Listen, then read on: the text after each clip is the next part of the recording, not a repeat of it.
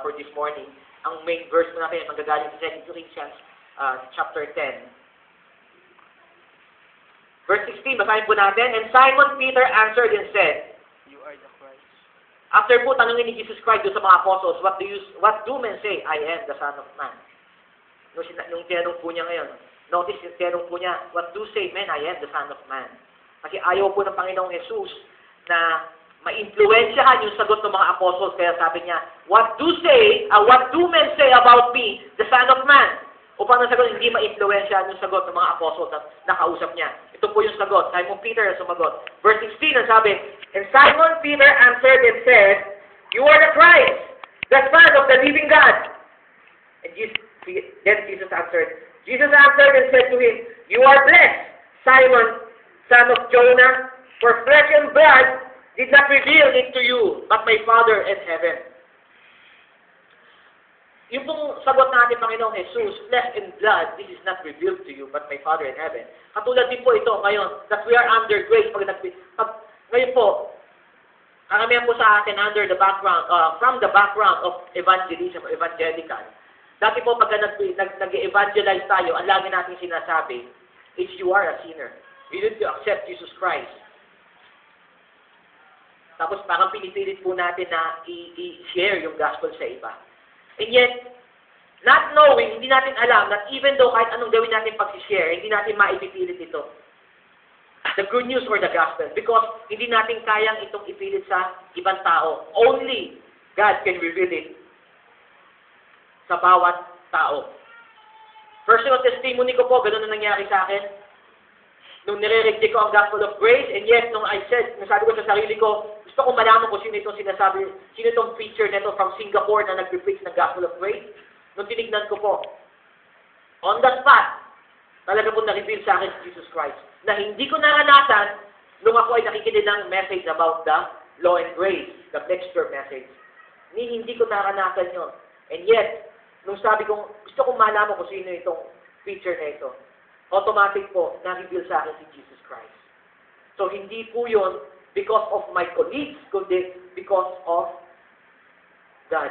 Siya po nag-reveal sa akin. Verse 18, sabi, and I also say to you that you are Peter, and on this rock I will build my church, and the gates of hell shall not prevail against it. Okay, ito pong verse 18, dati po naalam na ang naituro sa atin is, upon this rock, pag sinabing upon this rock, ang naituro sa atin is si Peter. But actually, diyan po ang sinasabi, on this rock, yung rock po na sinasabi, dati na po natin ito na pag-usapan dito, on this rock, ang ibig po sabihin niya is, yung confession ni Peter that Jesus is the Son of God. That's the rock. Yan po yung foundation ng mga church ngayon. Dati po meron Jew and Gentile. Ngayon po wala na. We are all the church.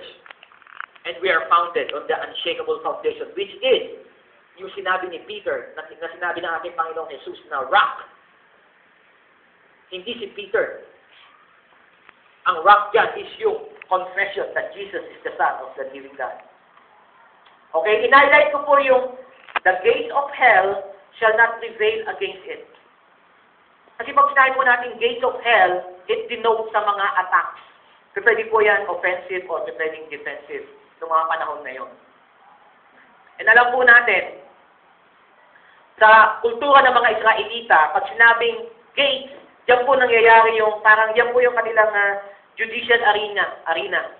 Diyan ginagawa yung judgment, isang condemnation diyan sa mga gates nila. And redemption. Kung naalala po natin dun sa Book of Ruth, na kung saan Boaz, who is the type of Jesus, Boaz, yung pong kinsman redeemer ni Ruth, who is a Moabite, pumunta po siya dun sa gates ng Israel. At kaharap niya ay 10 elders. At niredeem niya si Ruth. So, 1 person versus 10. Jesus Christ. Kasi nga sabi nga po ng mga scholar, Jesus Christ, Boaz is a type of Jesus, who is our kinsman redeemer. Niredeem niya si Ruth. At ang witness ay yung 10 elders. So, on that gate, nagkaroon ng redemption. Yan Ayan po sa verse na yan, sabi, the gates of hell shall not prevail against it. Sabi ko nga po kanina, we are under God's grace. And maraming atake ang ibibigay ng kalaban. Upang nang sa ganon, it's either so that you cannot or you will doubt yourself to share it to other people, or yung mga gates na yun, o yung atake ng kalaban, it will prevent others to come in or to know that gospel of grace. Tignan po natin kung may dagdag ko lang po. Pag yung pong sinabing gates of hell, do you know that tayo po ay Abraham's seed? And because we are Abraham's seed, ito po ay sa Genesis pa lang sinabi na the gates of hell shall not prevail against us. Tignan po natin sa Genesis.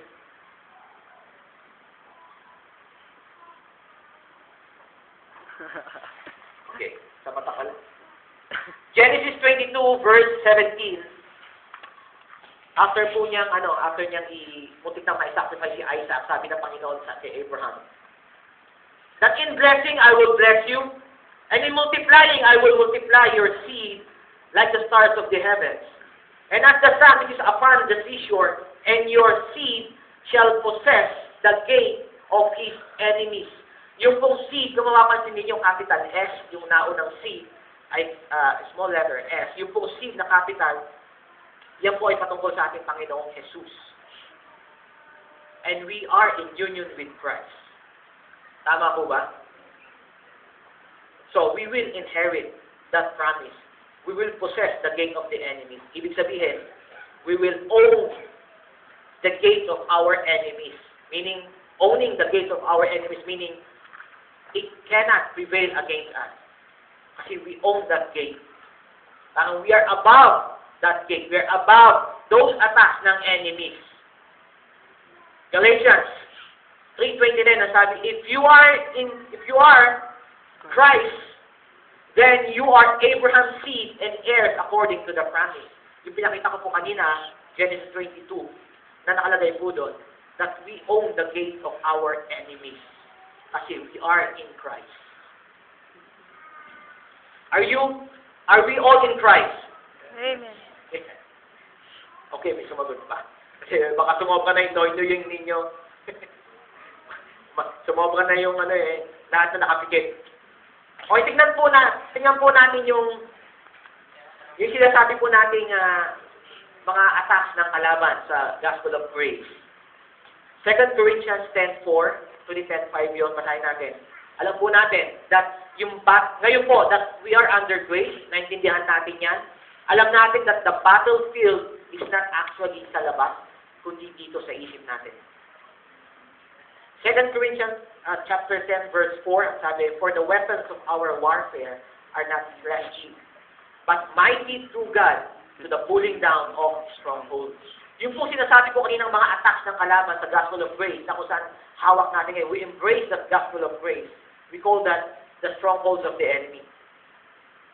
And we must pull it down. Nasa atin ng Panginoong Jesus, we have the power to pull down the strongholds of the enemy against the Gospel of Grace. And this is stronghold sa Tagalog, mga kuta or mga barikada. It prevents us, tayo na nakakaintindi ng grace, from sharing the Gospel of Grace, and it prevents other people to know Gospel of Grace through us. Verse 5, pulling down imaginations in every height. 1. Yan po isang sa mga stronghold na sinasabi dyan ni Apostle Paul. And every high thing that exalts himself against the knowledge of God, and bringing into captivity every thought into obedience of Christ. So tatlong strongholds po yan yung sinabi. Imagination, every high thing that exalts itself against the knowledge of God, and number 3, bringing into captivity every thought into obedience of Christ. Ano po yan yung sinasabing unang stronghold ni Apostle Paul? Pulling down imagination. What is that imagination? Yan po yung ating own imagination na kung saan tinatawag po natin conscience. Masama po bang may conscience? If it is our own conscience, medyo may problema po tayo doon because our own conscience will lie to us. Yung pong conscience natin is actually from God right now that we are in Christ. That is actually the Holy Spirit in us. Sa kung saan ang sinasabi niya, lagi is the truth.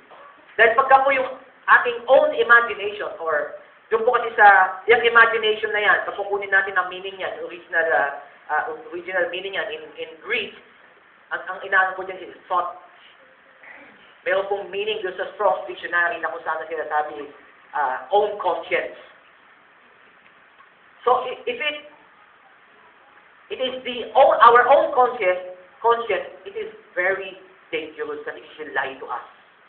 Unlike the Holy Spirit who is already in us, it will not lie to us. It will only tell us the truth about us. Isa po yung stronghold against the gospel of grace, our own conscience. So we cannot actually trust our own conscience. We can only trust the conscience from God. It is actually the Holy Spirit in us.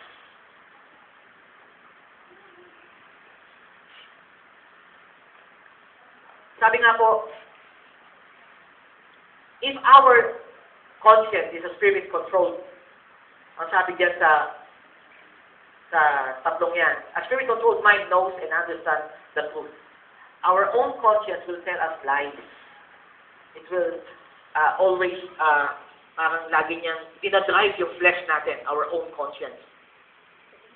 And yet, the Spirit of God, which is in us, the Holy Spirit, understands the truth. And yan lang ang sasabihin niya sa atin. Yan lang lagi tayong ituturo ng Espiritu ng Panginoon. A spirit-controlled heart feels love. A spirit-controlled will inclines us to obedience. So, ito yung mga bagay na nagsasabi dun sa conscience from God, not our own conscience. Okay? Second, stronghold ng enemy against the gospel of grace. Every high thing that exalts itself against the knowledge of God.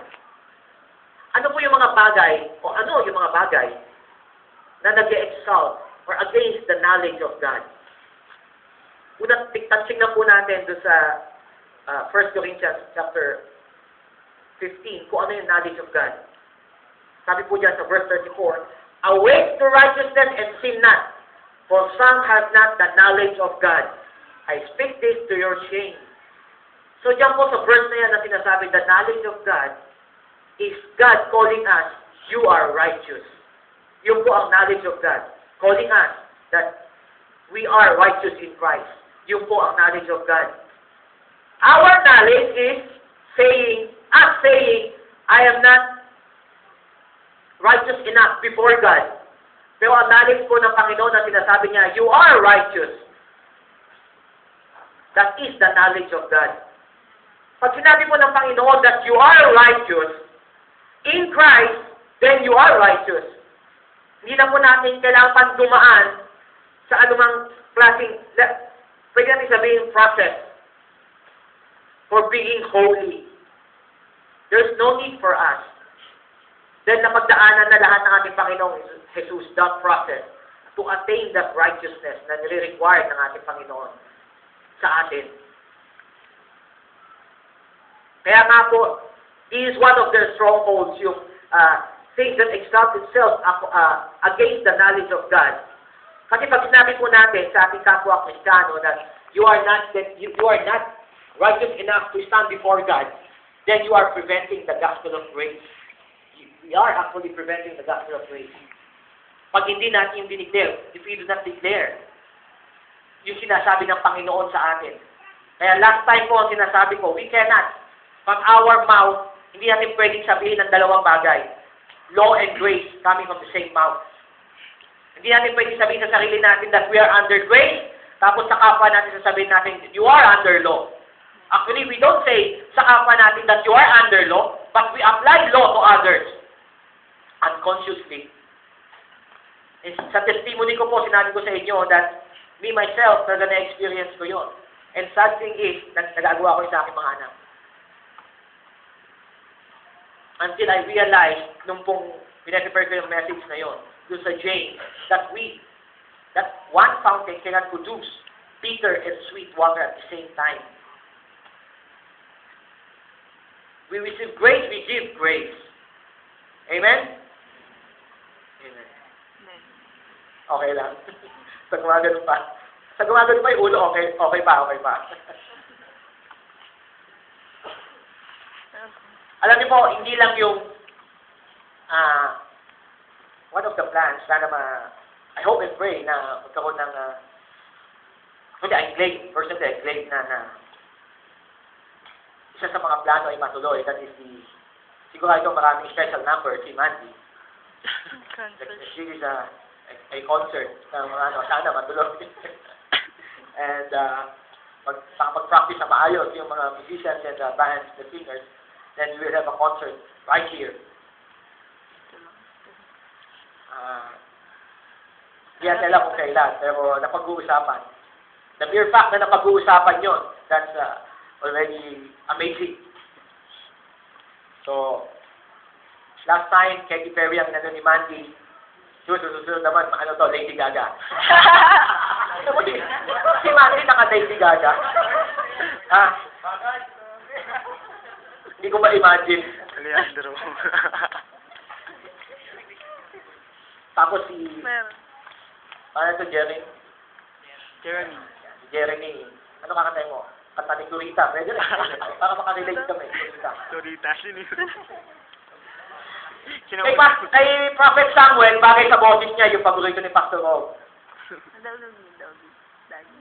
Engelbert. The Blue Eye, Frank Sinatra. Ayan. Kung last time, napatayo ni Mandy, si Sister Day, na ganda-ganda ngayon. Hindi ko alam kung magkano binayad sa barbero. Ganda na po, ganda-ganda ngayon. Masyadong blooming ang beauty niya. Mukhang mamahalin yung, malaki yung tip na binigay doon sa naggupit dahil ayos na ayos yung ganda ng gupit. Bagay na bagay sa kanya. So last time, napatayo ni Mandy, si Sister Day, nung kumanta ka. Pag kumanta ka sa amin ng Frank Sinatra, Engelbert, at tatayo dyan sila Brother Lou. Ako.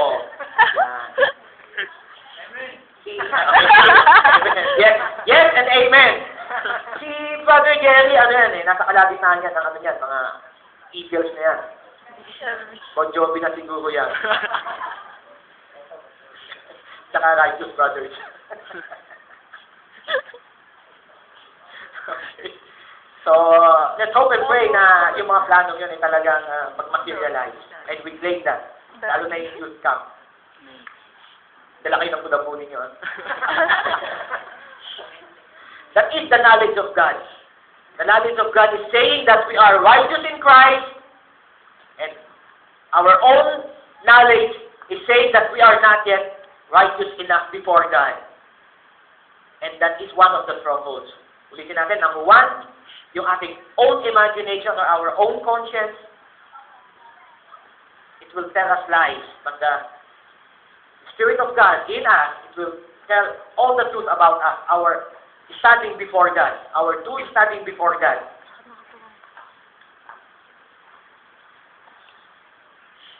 And yung third stronghold na sinasabi ni Apostle Paul just to 2 Corinthians 10 is bringing into captivity every thought into the obedience of Christ. Ngayon, ano po? Yung pag sinasabi natin, every thought into obedience of Christ. Is it thinking like Jesus? Pwede pong ganon. Pero, actually, hindi yun ang sinasabi. Tingnan po natin yung sinasabi, yung obedience of Christ. Sa Philippians 2:8, ang sabi, and being found in fashion as a man, he humbled himself and became obedient unto death, and even the death of the cross. So what is the obedience of Christ? Obedience of Christ is actually His finished work. So what is against what is that thought against the obedience of Christ? Thinking that the finished work of Jesus Christ is not yet finished. That is against the obedience of Christ. So if you think that the finished work of Jesus Christ is not yet finished, then you are going against the obedience of Christ. And sabi nga po ni Apostle Paul, that is one of the strongholds of the enemy against the gospel of grace. Pag po pinipreach natin, o sinishare natin sa ibang Christian, sa ibang tao, that the finished work of Jesus Christ is not actually finished, parang sinasabi natin that we still have something to do to finish that work na ginawa ng ating Panginoong Jesus at the cross. And that is against the gospel of grace. We will prevent others from knowing the true gospel of grace, and we will prevent ourselves from sharing that gospel of grace. Alam niyo po, kahapon nagkwentuhan kami ni Brother Ding para sila Brother Ding Calvo and family, wala sila ngayon dahil nasaan sila. Underground River sa Palawan. So, joy. Kahapon po nagkakwentuhan kami ni Brother Ding para na ikwento niya na meron doon siya nakausap na pastor doon sa kanilang car wash na ang sinasabi, yung revelation of Jesus Christ is already finished. Nangyari lang yun isang beses at hindi na mauulit. Yun nga daw po yung cross. At other revelations ngayon ay hindi na tungkol sa Panginoong Jesus. Parang ito yung tinatawag ng pastor na yun na progressive revelation. Which is, personally, siyempre hindi ko tinatanggap yun. I do not believe that progressive revelation. Dahil ang revelation ng Panginoong Jesus sa buhay natin ay every minute of our lives. Kaya nga po meron tayong tinatawag na growing in grace. And what is growing in grace? Growing in grace is receiving all the revelation of Jesus Christ into our lives that erases all doubts. Na anuman nangyayari, anuman sitwasyon meron tayo sa buhay natin, it will erase all doubts because of that revelation of our Lord Jesus Christ. Example, yung na-share ni Brother Jerry last time, na na-share ko sa kanya na may nakaramdaman ako. May masakit sa likod ko, sabi kong gano'n. If I will not declare that I am healed in Christ, I will continue to dwell dun sa lying symptom na yon. And I will not give glory dun sa lying symptom na yon. I will give glory dun sa finished work ng ating Panginoong Jesus. Nakasama yung healing na yon. At pag sinasabi kong, oo nga, masakit pa, I'm actually thinking or having thought against the obedience of Christ. Dahil dun sa cross, sinabi nga po dun sa book of Isaiah, chapter 53, inulit sa New Testament, then that Jesus Christ Himself carried our infirmities, and by His stripes we are healed. And thinking otherwise, pag sinabi po natin na, sinabi ko sa sarili ko na hindi pa ako healed, then I am thinking against the obedience of Christ. These are the three strongholds: our own imagination, faith that exalts himself against the knowledge of God, and thought that is against the obedience of Christ. Yan po yung mga tatlong bagay na kadalasan natin na-encounter natin in sharing the gospel and receiving the gospel of grace. Lagi pong may pakontra lagi dyan sa gospel of grace. Dito po sa Reign in Life, nagpapasalamat po kami. Lahat tayo nagpapasalamat. But because of that gospel of grace, na-open tayo. Sabi nga po dun sa kanta kanina, we were set free. Naging free tayo to know more of Jesus. Like po sa aking pag-aaral, sa aking pag-i-study, pag nagbabasa po ako ng reference materials, ng mga messages, video messages, audio messages, pag-aaral ng Bible. Natutunan ko po, because of this gospel of grace, natutunan ko to see or to look for Jesus. Pag every time na nag-aaral ako, ay sa Bible, reference materials. Pag po yung binabasa ko, kahit po ang title niya, napakaganda, kahit na nakalagay doon ay Book About the Grace of God. Pag hindi siya naka-anchor doon sa finished work of Jesus Christ, hindi siya naka-anchor doon sa unconditional love ng Panginoon, hindi ko po binabasa yun, then I know it is against the unconditional love of the Father. Kasi alam ko po, pagka hindi siya naka-anchor doon sa finished work ni Jesus Christ at doon sa unconditional love ng Panginoon, I know at the middle of that book, it will promote performance Christianity. Para-parehas po lahat ng books. Subukan po ninyo. Para-parehas po lahat ng books. Kaya use kayo po mga mas bata sa akin ng konti. Now that you are hearing these messages, the messages of grace, you are happy men, blessed men, dahil ito ang naririnig nyo ngayon. Sabi ko nga po last time, kung ka-age nyo ako, hindi kayo ito naririnig ko. Ibang-iba. Yung mga bata nagtatakbuhan dyan, mga anak natin. Kahit nagtatakbuhan sila, hindi nyo matatawaran yung kanilang yung pag-grasp nila ng mga messages na naririnig dito. Kahit sa bahay, pagkaminsan napag-usapan lang ang gamot o medicine, sasabihin ng isang anak ko, bakit tayo iinom yan? We are already healed. And yes, tumatakbo sila dyan. Pero na-absorb nila. Praise be to God. Dahil akala natin, nagtatakbuhan lang sila. Pero hindi. 1 or 2 words, na-absorb nila at yun ang ina-apply nila ng ilang buhay. Na hindi natin naranasan nung tayo ay gano'n ang edad. Kaya maswerte yung mga mas bata sa atin. Siyempre, maswerte rin tayo na nasa ganitong edad. Early 30s na naririnig natin ngayon. Amen, Father Louis? Hindi nag-amen. Kasi late 40 na siya. Pag sinabing late 40, nasa 49 na yan. Nakinig ko yung tawa doon, mga idol ko, si Ate Maricel, si Ate Marisa, so yung dalawang yan pag nag-share. Walang sinishare yan, kundi yung kanilang kabungis-nisan. Na lahat ng tao ganyan, laging bungis-nis. Nakapagpapabata, exercise yung mga panga nila. So, kung sa tindahan nila, walang ginawa kundi pagbungis-nisan.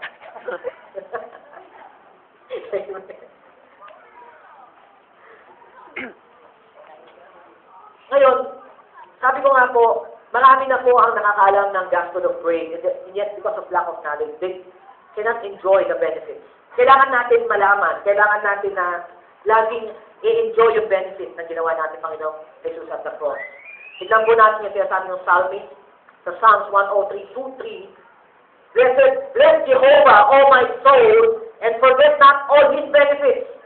Ang sabi po ng psalmist, huwag niyong kalimutan yung benefits na nakuha natin to our Lord Jesus Christ, who forgives all your iniquities, who heals all your diseases, who redeems your life from ruin, who crowns you with loving kindness and tender mercies, who satisfy your mouth with good.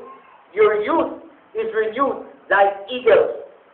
Hindi lang amen. Si Brother Louis is renewed like eagles. Yan ang pinag-play lagi. The strength of eagles. Brother Louis, yan ang kailangan niya at yan ang pinag-play niya. Amen. Amen.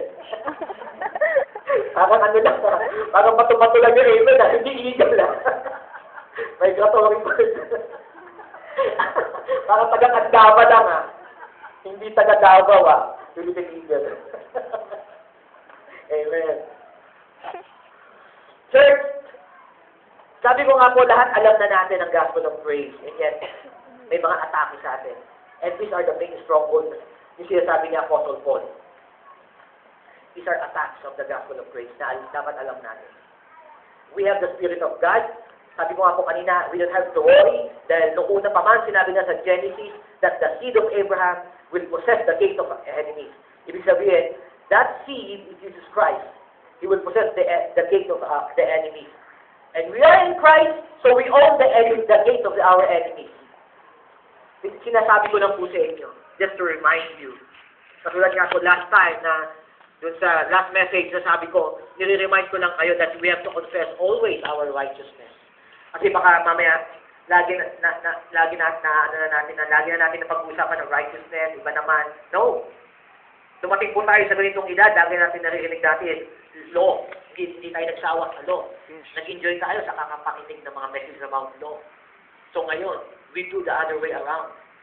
We enjoy the messages about the grace of God. The knowledge of God, which is, we are the righteousness of God in Christ. Yun lang ang kailangan natin sabihin, yun ang lagi natin ipamuhay. And alam naman natin that Christ is in us, He will empower us to live that kind of life. Alam natin that we in Christ, we should reign in life. Yung iba po, because of lack of knowledge, una-una hindi nila alam that they should reign in life. They're not aware, doon sa Romans 5:17, that they've already received the gift of righteousness.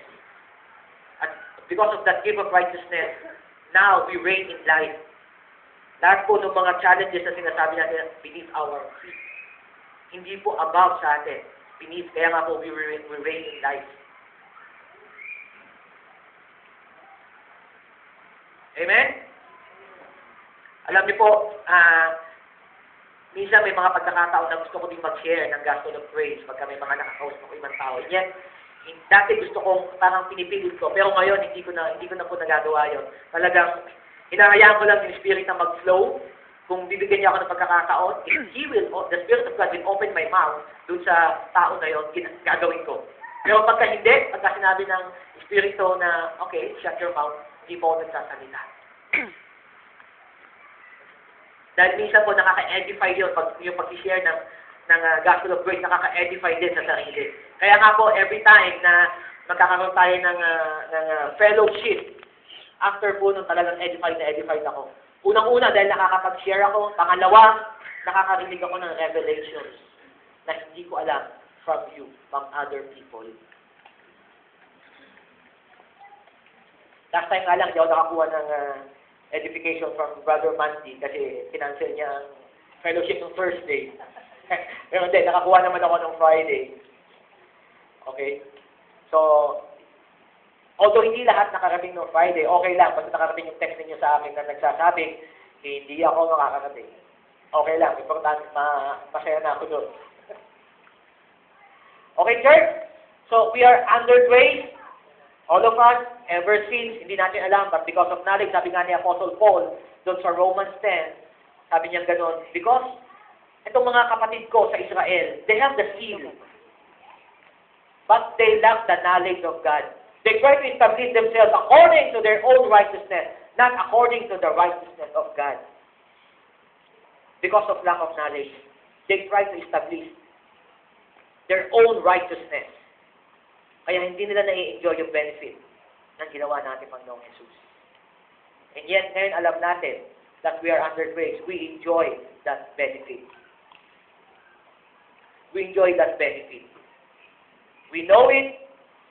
Alam natin that nothing against. Wala pong mag-prevail. Ano man ang iba to sa atin ng kaaway, nothing will prevail. Because we know His schemes. Amen? Let's pray. Father in heaven, maraming salamat po.